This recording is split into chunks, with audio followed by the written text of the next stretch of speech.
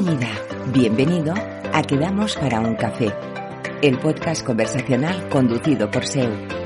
El último miércoles de mes nos sumergimos en apasionantes charlas con un protagonista distinto en cada episodio. La premisa es sencilla, conversamos tomando café. Así que pasa, ponte cómodo y sírvete una taza. Comenzamos. Hoy quedamos para un café con Violeta Cuesta. Ella es abogada especializada en asesorar legalmente a familias españolas que quieren educar en casa a sus hijos. Sabe perfectamente de lo que habla, desde el punto de vista legal y desde el punto de vista de la experiencia, porque practica homeschooling con sus 4 hijos.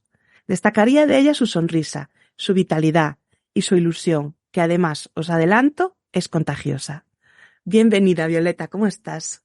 Muy bien, muchas gracias por haberme invitado a tu casa a hablar de esto. Desde que nos conocimos y tuvimos la oportunidad de vernos en persona y compartir una cena, a mí me habría encantado tener la grabadora en esa cena. No sé cómo no me mandaste a freír espárragos porque te estuve torturando toda la cena. A cada cosa que decías me generaba otra pregunta y otra más y aguantaste estoicamente toda la cena. No, pero eso me encanta porque también yo estoy como dentro de mi comunidad, de mi gente homeschooler, ¿no? Gente que educa en casa a sus hijos, porque no lo sabe, que no lo sepa, hacer homeschooling es educar en casa a los hijos, no llevarles al colegio. Entonces, claro, yo estoy dentro de esa gente que ya las cosas básicas las sabe, y cuando puedo tener una conversación abierta con alguien que no está en ese mundo, me gusta también recordarme todas las dudas que yo también tenía al principio antes de saber de esta opción, ¿no? Entonces a mí también me gustó la conversación, no te preocupes, que no tenía ni ganas de mandarte a freír espárragos ni nada. Pues me alegro. ¿Qué palabra podríamos utilizar en castellano para homeschooling? Educación en casa o escuela en casa. Sería escuela en casa. Lo que pasa es que homeschooling es escuela en casa, pero abarca luego muchas cosas detrás, porque ahí ya depende de cada familia y quién hace escuela más como lo que sería llevar las dinámicas del colegio a tu casa y hacerlo tú, según la educación que tú quieras llevar.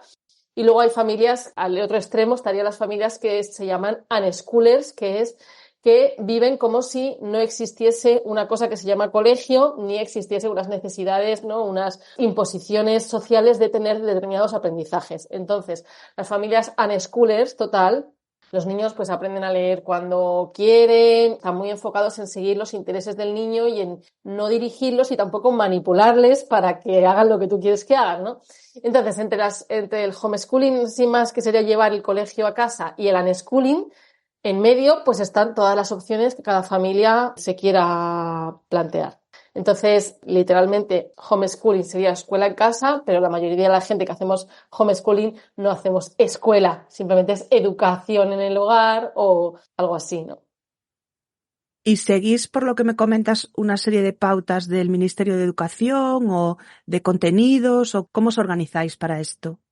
Pues eso depende de cada familia. Cada familia al final lo hace como quiera. Como decía, está entre los que siguen un programa educativo que pueden coger incluso los libros de texto de un colegio y hacerlo. Están familias que se apuntan a escuelas online donde puedes tener más o menos acompañamiento, más o menos dirección y te dan el contenido. Yo, por ejemplo, lo que hago es intentar no conseguir que mis hijos avancen en lo que sería lectoescritura y matemáticas, un poco más dirigido, ¿no? Y lo demás lo aprenden más estilo unschooling. Entonces sería una cosa así como intermedia. Y la mayoría de las familias están ahí, en ese mitad de camino, ¿no? Pues para el que es importante el inglés, pues hacen inglés. Para el que es importante la música, hacen la música. Y no, lo normal en España, además, no es seguir el programa educativo del Ministerio de Educación, porque para eso, pues metes a los niños en el colegio. Yeah. Que es mucho más difícil intentar hacer eso en tu casa. Intentar seguir eso en tu casa es mucho más difícil que para un profesor hacerlo en el colegio. ¿Tenéis algún apoyo, algún profesor de apoyo o algunas actividades complementarias o algo así para reforzar algunas áreas en las que a lo mejor vosotros como padres no estáis tan formados? Pues ahí eso, claro, depende de cada familia decide, y también de los intereses de los niños. Si tenemos unos amigos, por ejemplo, que su hijo es como muy tecnológico y muy científico y entonces el padre no llega al nivel que tiene el niño ya de 6 años porque tiene un nivel muy alto y entonces una vez a la semana viene un hombre que es físico, que tiene varias carreras universitarias, que tal, y está ahí la mañana con el niño resolviendo sus dudas y haciendo proyectos con el niño. Entonces ahí cada uno se organiza como quiere. Nosotros tenemos un profesor de inglés que viene a estar un par de horas con los niños, una vez a la semana, y les enseña la parte de inglés, ¿no? Porque yo sé inglés, pero no me pongo a hablar con mis hijos en inglés. Entonces, pues esa parte lo hace otra persona, ¿no? Y en realidad, en cuanto a recursos que tenemos las familias, hoy en día, con el acceso a la información que hay tan total, recursos son infinitos. Puedes contratar un profesor particular de la materia que quieras, que las materias no es lengua, matemáticas, física, química y conocimiento del medio. Es que a lo mejor la materia es que quiero un profesor que me explique sobre agujeros negros, porque mi hijo está obsesionado con los agujeros negros, y entonces contacto a alguien y tengo 3 clases sobre agujeros negros en una intensidad y profundidad que mi hijo puede soportar en ese momento, ¿no? Y que por sus intereses. O sea, vídeos de YouTube para aprender cosas, cursos online de todo tipo de cosas, y luego ya también recursos de libros de biblioteca, materiales. Para eso cada familia se organiza según sus deseos, sus intereses y su forma de funcionar, pero recursos y facilidades no faltan. No creo que haya ninguna familia que diga, ay, es que mi hijo tiene que aprender esto y no encuentro la manera de que pueda aprenderlo. Hoy en día, con el acceso a la información que hay, eso no ocurre. Ya. ¿Y tenéis una especie de horario semanal o tenéis una organización así más anárquica? ¿Cómo es una semana tipo en vuestra casa, por ejemplo? Pues a ver, una semana típica en mi casa. Tengo 4 hijos, que no lo he contado. Tengo 4 hijos que tienen 3, 5, 8 y 10 años. Entonces, con los mayores yo establezco unos objetivos mínimos para hacer en la semana o unas tareas mínimas de lectoescritura y matemáticas, y fuera de eso, cualquier interés que ellos tengan, pues lo vamos explorando. Entonces, a nivel de organización de la familia, pues tenemos un día que viene un profesor de inglés 2 horas, tenemos otro día que quedamos con más familias homeschoolers y estamos todo el día fuera en el campo, y otro día que nos vamos a un local de unos amigos, de este amigo que tiene mucho interés en tecnología, en el que el niño incluso nos enseña, enseña a mis hijos temas de robótica que él sabe. Entonces ahí es como un espacio de aprendizaje compartido entre los niños. Esos son como 3 días a la semana que tenemos un poco más de jaleo, y en los otros 2 días y los huecos, pues nos encargamos de cubrir lo mínimo que yo establezco de lectoescritura, matemáticas. Estos objetivos mínimos, en mi caso, son simplemente que avancen. Yo lo único que quiero es que avancen, que tengan una mínima rutina de que saben que todos los días tienen que hacer un poquito de esto y un poco de aquello, y que vayan avanzando. No tengo ni el objetivo de que le hagan a una determinada edad, ni que se sepan las tablas de multiplicar al derecho y al revés a una determinada edad, ni nada. Simplemente que avancen. Y con eso, en realidad, los estudios y la experiencia de miles, de millones, ¿no?, de muchísimas familias que educan en casa, es que si tú dejas a los niños jugar y hacer lo que les da la gana hasta los 12 años, hasta los 10, 12 años, luego se ponen al día muy rápido, porque ya tienen un background de experiencias y de capacidades y de otras capacidades que hacen que en el momento en el que ellos tengan que aprender o avanzar en una materia concreta, lo hacen muy rápido. Y esa es la realidad que se ha visto con muchísimas veces, ¿no? A cada cosa que dices me salen 3 preguntas. Esto va a ser un podcast infinito. A ver si me acuerdo de todas. ¿Cómo se lleva el homeschooling con la conciliación laboral de los padres? Se lleva malamente. No, hay que organizarse. Temazo. A ver, en mi caso, que es el caso de mi familia, de nuestro reparto. Nuestro acuerdo familiar es que el padre se encarga de traer el dinero a la familia, ¿vale? Yo no me tengo que sufrir por traer dinero, ¿vale? No me preocupo por traer dinero a la familia, de eso se preocupa el padre. Y yo me preocupo de que los niños estén en casa, de que estemos todos bien, de que todos comamos, de que tengamos ropa limpia, ¿no? Lo que sería una organización familiar como muy de principio del siglo XX, quiero decir. Lo que pasa es que ahora yo estoy trabajando, yo tengo 2 proyectos con los que estoy trabajando. ¿Cómo engancho yo el poder trabajar y avanzar en mis proyectos con el homeschooling, que es absolutamente mío? Porque mi pareja tiene despacho en casa, pero él viene a comer y luego viene a las 9 de la noche. Los niños son míos todo el rato, ¿no? Pues yo tengo una persona que viene a veces unas horas y de ahí me pongo reuniones. Yo trabajo me levanto a las 6 de la mañana para avanzar en mis proyectos importantes y ahora que los niños, sobre todo el mayor, tiene 10 años, yo tengo un despacho a 10 metros de la puerta de casa en el que yo puedo ahora, este año, desde hace unos meses he podido hacerlo, yo me puedo ir a mitad de la mañana a tener una reunión que yo tenga agendada a las 10 de la mañana, por ejemplo, me puedo poner una reunión y yo la tengo y no pasa nada, nadie se muere de hambre, nadie le pasa nada, sobreviven, se cuidan entre ellos, porque es un trabajo que he ido haciendo con ellos poquito a poco. Entonces, mi forma de trabajar es que yo me levanto pronto por la mañana, he trabajado poco a poco el que los niños me puedan dejar huecos para tener reuniones y cuando yo no tenía ese hueco, venía una persona una vez a la semana que estaba con los niños 3 horas y ahí yo me ponía pues las asesorías sobre el tema de legalidad, por ejemplo, o las reuniones que tenía que tener. Entonces, así, pues al final es apañarte en Lo bueno de trabajar como trabajo yo también es que te pones las tareas que tú quieras en los momentos que tú quieras. Y si hay una temporada que estás muy agobiada, pues no avanzas en tu negocio y ya está. También teniendo en cuenta que yo tengo la tranquilidad de que yo no tengo la necesidad de traer dinero a casa. El que tiene que sufrir por traer dinero es otro. Bueno, porque habéis organizado así las tareas y cada uno que se preocupe de lo suyo, que ya bastante tiene. Claro, efectivamente. También comentabas que cuando los niños van al colegio están preparados, ¿no? Y me surgen 2 preguntas. ¿Hay una edad más o menos que veáis más adecuada para que se incorporen al colegio tradicional, digamos? ¿Y cómo llevan ellos ese momento? A ver, los niños se pueden incorporar en el momento que haga falta. También los niños no hace falta que se incorporen nunca al sistema educativo porque hay formas de obtener la titulación y de ir a la universidad, si lo quisiesen, en el momento en el que les corresponde, ¿no? Más o menos. Espera. ¿Por libre? ¿Todo por libre? Por libre se puede hacer, lo que pasa es que hay un retraso de 2 años. Se puede sacar la ESO por libre a los 18 años y el bachillerato por libre a los 20. Y al final son 2 años en los que no son niños que se sacan la ESO 2 años después porque están marginados o porque están fumando porros en el parque, sino que son niños que se sacan la ESO de 2 años después, habiéndose hecho un curso de diseño gráfico, habiendo hecho otras cosas en ese tiempo. Entonces, sí, con 18 años te puedes sacar la ESO por libre. Entonces, los niños que educan en casa pueden entrar como tarde, si quieren, como tarde pueden entrar con 20 años. Luego siempre está el acceso a mayores de 25, pero además, teniendo titulaciones de otros países, se puede acceder a universidades con 18 años. Se puede hacer, no hace falta incorporarse al sistema educativo en edad obligatoria, ¿no? Luego, sí que es verdad que muchas veces los chavales, cuando ya están en la adolescencia, lo que sería la ESO, sí que tienen más ganas de estar con muchos niños diferentes, muchas personas diferentes de su edad. Entonces, depende de cómo lo haya llevado la familia, de cómo sea la familia y tal, sí que hay veces que... Entonces, bueno, pues igual la ESO podría ser un buen momento para incorporarse al sistema educativo, que ellos ya tienen sus capacidades y tal, y se pueden incorporar sin problema.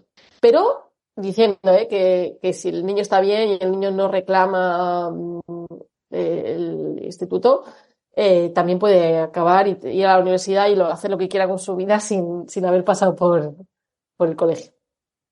Comentas que quizá más por un tema de socialización que por la educación en sí.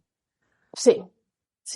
Cuando los niños lo reclaman suele ser porque quieren estar con mucha gente de su edad.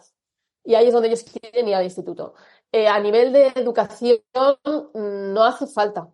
Igual que te decía que con 12 años los niños se ponen rápidamente al día, la experiencia con los chavales que se sacan la ESO por libre es que si a nada que hayan estado haciendo, luego en 3 meses estudiando bien enfocados para el examen se sacan la ESO en 3 meses.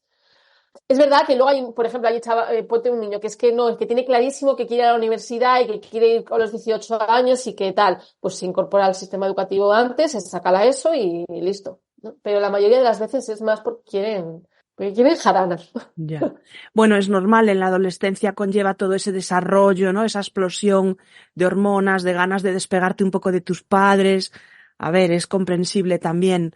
Me gustaría también comentar que estamos hablando de tu experiencia, tanto como madre y como abogada, que esto no tiene por qué ser la realidad del todo el mundo, que aquí no queremos sentar cátedra ni mucho menos, que simplemente venimos a compartir tu experiencia porque a mí me explotó la cabeza cuando vi que había este tipo de formación en casa que desconocía totalmente.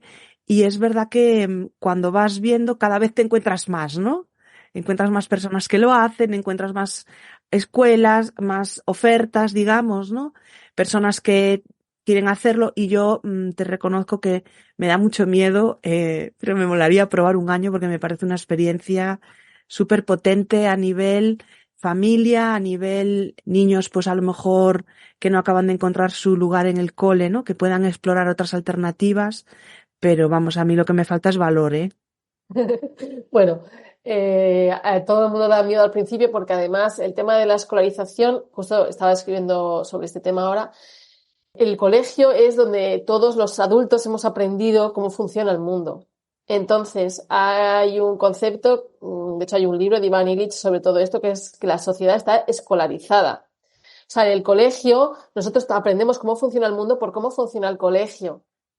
Entonces, cuando de repente sales de ahí, te empiezas a dar cuenta de que cosas que dabas por sentado que tenían que ser así, no tienen por qué ser así. Y empieza todo a desmoronarse, pero es por eso, es porque, claro, nosotros hemos aprendido a ser humanos, ¿no? A funcionar dentro del sistema educativo, con la jerarquía de los profesores, con los horarios que nos imponen, con los grupos de edad que te toca, ¿no? Con todas estas cosas. Y luego trasladamos eso al resto de nuestra vida posterior, porque claro, es que son los primeros 20, 25 años de nuestra vida, es así. Y es como aprendemos a funcionar. Entonces, cuando dejamos de hacerlo, pues da mucho vértigo, porque es como, ¿y qué hago? Y al principio la gente lo que cree que tiene que hacer es trasladar el colegio a casa. Y poco a poco te vas dando cuenta de que tú a tu hijo no le has enseñado a leer y de repente está leyendo. Es un proceso que todas las familias pasan, que es un procesazo. Entonces, bueno, lo de que se tenga miedo y de susto, pues es normal. Nos pasa a todos, porque no sabemos cómo hacerlo. Y es verdad que además últimamente hay más familias que lo hacen. Surgen mucho con familias con niños que tienen necesidades especiales, por ejemplo, altas capacidades, TEA, que al final no se acaban de adaptar al colegio, o en casos de bullying, es como, al final, ¿qué necesidad? ¿Realmente necesito seguir llevando a mi hijo al colegio cuando lo pasa tan mal? Y si esto lo podría hacer yo en casa, ¿no? Así muchas veces surge la idea de educar en casa y de empezar. Entonces, es así. También pasó que ya había muchas familias que educaban en casa, pero cuando llegó el confinamiento, hubo muchas familias que de repente, después de 4 meses con sus hijos en casa, dijeron, pero si mi hijo está aprendiendo más ahora que cuando estaba yendo al colegio, ¿no? Y hubo muchas familias que a raíz de eso decidieron sacar a sus hijos del colegio.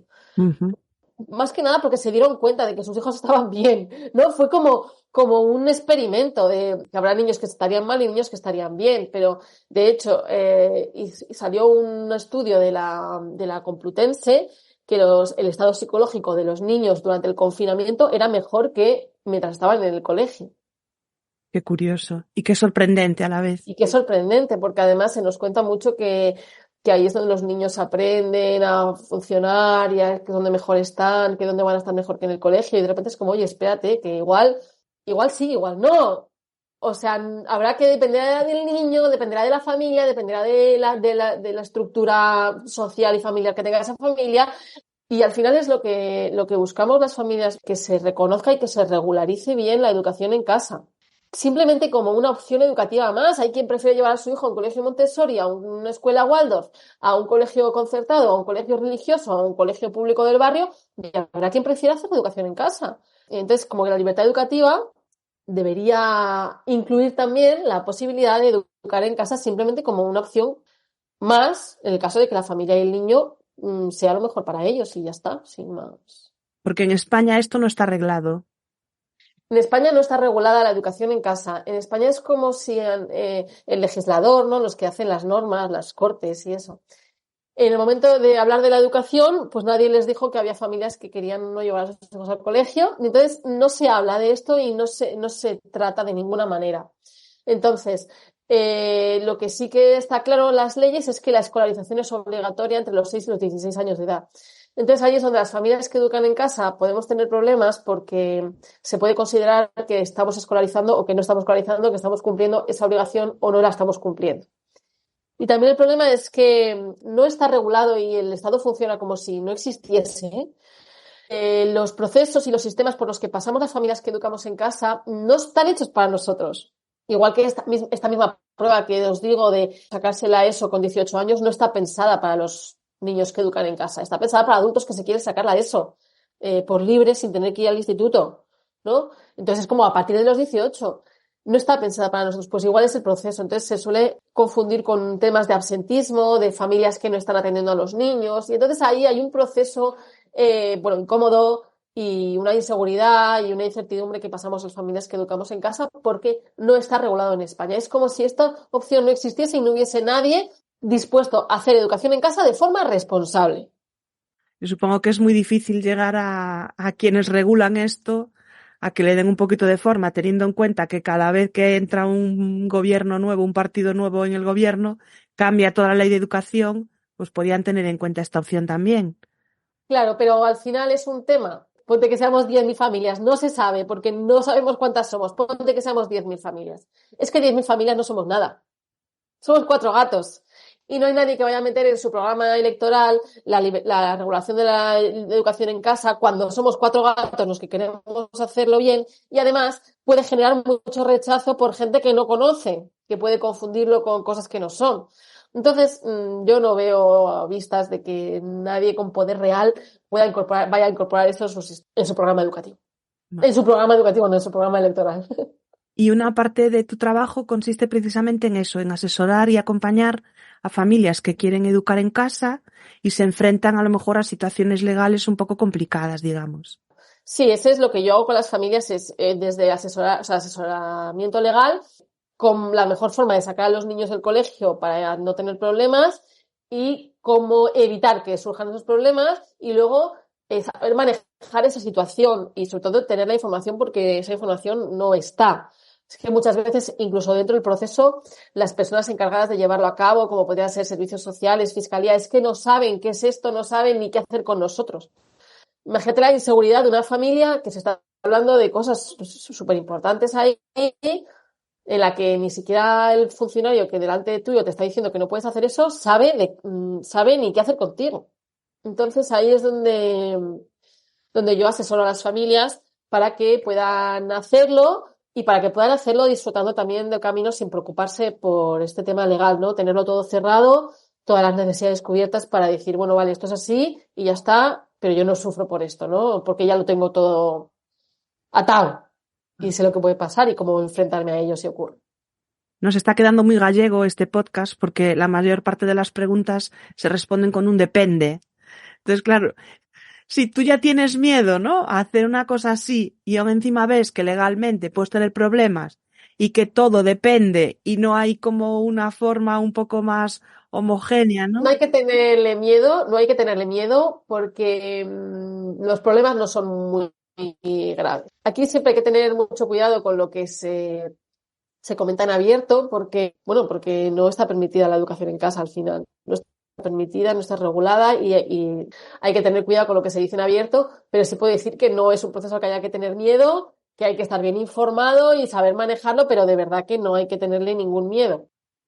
Hay que atreverse a, si es la necesidad que tiene nuestra familia y es lo mejor para nuestros hijos, es algo que hay que hacer y ya está, pero no hay a lo que hay que tener miedo por el tema legal. Podríamos decir que no es ilegal, pero que es alegal, ¿no? No, bueno, lo de alegal no existe en el fondo, es como, no es un término así jurídico de verdad, pero no. Es que el problema de decir ilegal es que jurídicamente se confunde con delito, se confunde con otras cosas. Yo no digo que es ilegal, pero yo digo que no es legal. Vamos, que no es legal. Lo que pasa es que no es delito, tiene otras consecuencias y la realidad es como que no está regulado, no está bien regulado. La escolarización es obligatoria entre los 6 y los 16 años y tiene que ser el centro homologado. Cualquier cosa que no sea eso, no estás cumpliendo una obligación legal. Pero, sabiendo esto, se puede hacer, muchas familias lo hacemos sin tener miedo y no hay otros países donde sí que hay unas consecuencias horribles por hacer esto. En España España de hecho no es mal sitio para hacer educación en casa. Hay gente que viene de países en los que es legal la educación en casa a España hacer educación en casa. Es verdad que luego cuando al final se regula en un país, también se acota mucho. Entonces, claro, pues igual está regulado, pero tiene que pasar un examen los niños todos los años y tú no quieres que tu hijo pase un examen porque tú quieres hacer unschooling y que tu hijo aprenda a leer cuando quieras, si es a los 6 años o a los 10. Entonces tú no quieres que tu hijo pase un examen. O está permitido, pero los padres tienen que pasar como una capacitación para poder hacerlo. O está permitido, pero tal. Entonces, al final, hay sitios donde está permitido y igualmente hay familias que lo hacen fuera de la ley. Y España no es mal lugar para hacerlo, porque como al final lo que hay es mucha inseguridad, si tú sabes manejar la situación, es un sitio en el que al final hacemos lo que nos da la gana. Y esa es la realidad. Y proyectándonos un poco hacia el futuro, tú que estás en comunidades homeschoolers y hablas con niños que ya son a lo mejor adultos, que se han formado de esta manera, ¿cuál es el feedback? ¿Qué opinan ellos? Pues hay de todo. Hay niños a los que dicen, ojalá mi padre me hubiese metido en el colegio, y hay otros que dicen que no. Al final, cualquier decisión que tomemos, ya sea llevar a nuestros hijos al colegio o no llevarles al colegio, lo que pase es nuestra responsabilidad.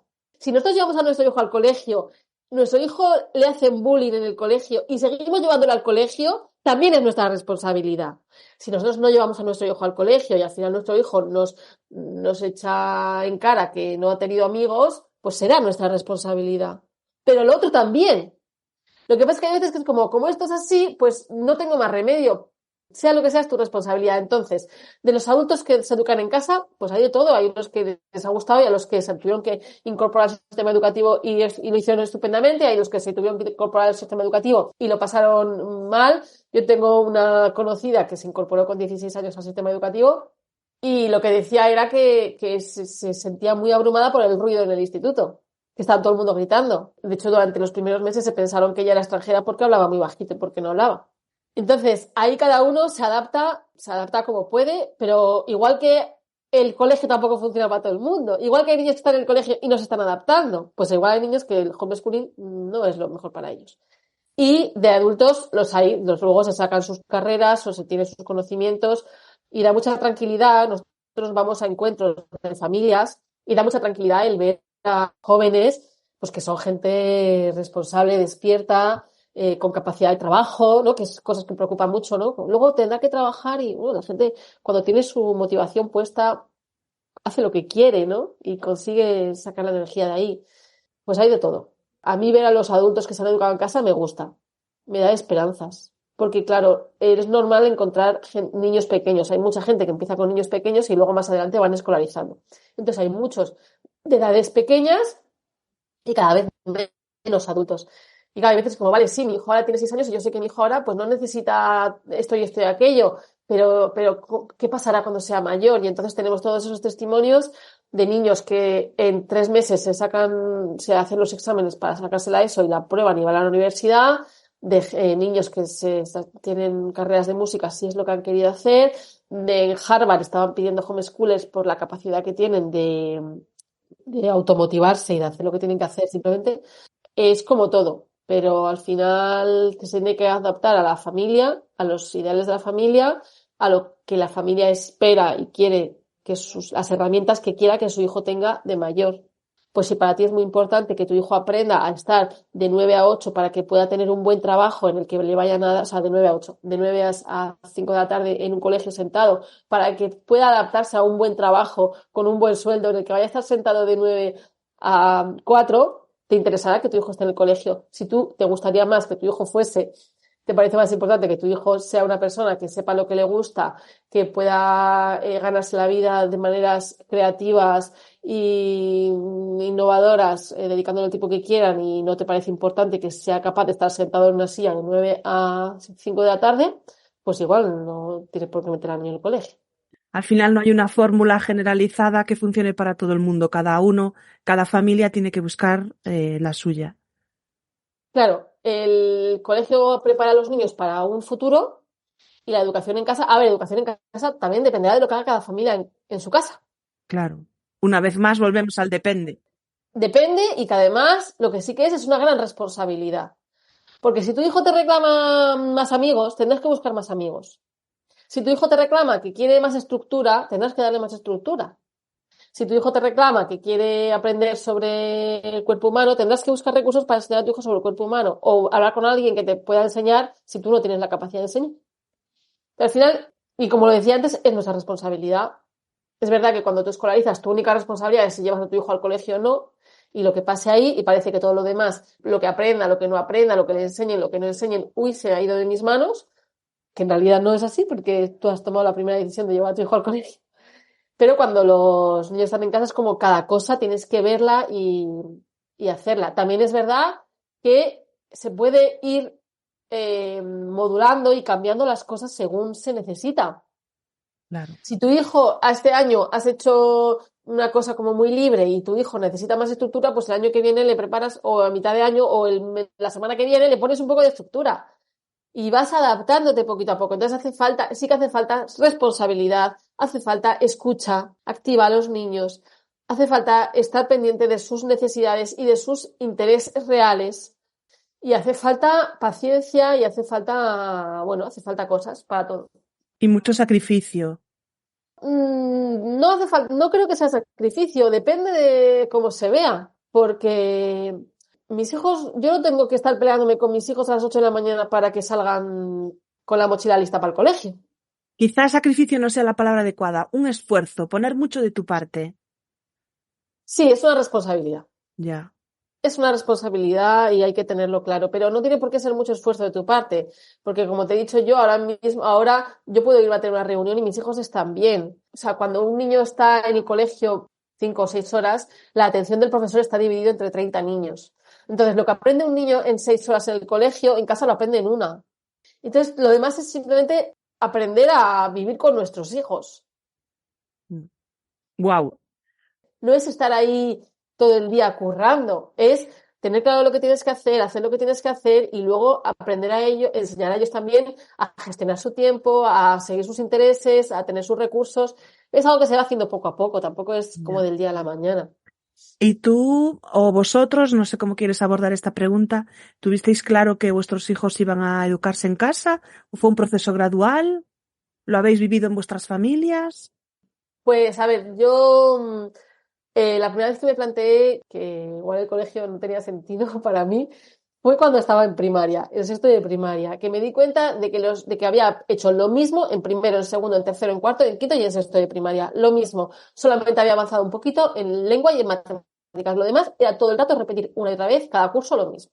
Y entonces yo ahí dije ya me dije a mí misma que el colegio no tenía sentido. Ya tenía 12 años. Pero yo pensaba que que ya está, no pensaba que hubiese ninguna alternativa. Yo no conocía a nadie que educase en casa ni nada. Luego yo con 20 años me puse a fantasear sobre la posibilidad de vivir en una ecoaldea, y entonces organizando mi ecoaldea imaginaria en ese sitio era como los niños no van aprendiendo de una manera diferente a cómo se hace en el colegio. Sería aprender primero lo de dentro y luego hacia afuera, ¿no? Primero aprender nosotros, nuestro cuerpo y nuestras emociones y cosas artísticas y tal, antes de aprender lo de fuera, pero luego hay que aprender antes los árboles que tengo en mi jardín antes de conocer la fauna de la tundra y saber el río que pasa por mi pueblo antes de saber el río Sena que pasa por París. Y es que los niños se saben el Sena y no se saben el río de su pueblo o el río de al lado, entonces, ¿no? Y yo ahí ya empecé a tal. Y luego cuando nacieron mis hijos, yo me sentía incómoda con el tema del colegio, pero mi primera opción era una escuela alternativa, montar una escuela con otros padres y tal. Probé algunas cosas y al final nada cuajó, y cuando mi mayor cumplió los 6 años, pues ya me lo quedé en casa. Al principio él sí que fue a una escuela libre, ¿vale? Y que estábamos muy contentos, pero llegó a los 6 años y ya no podía seguir, entonces ya se quedó en casa y enseguida ya pues todos se quedaron en casa porque ya estaba la estructura familiar para que todo el mundo se quedase en casa.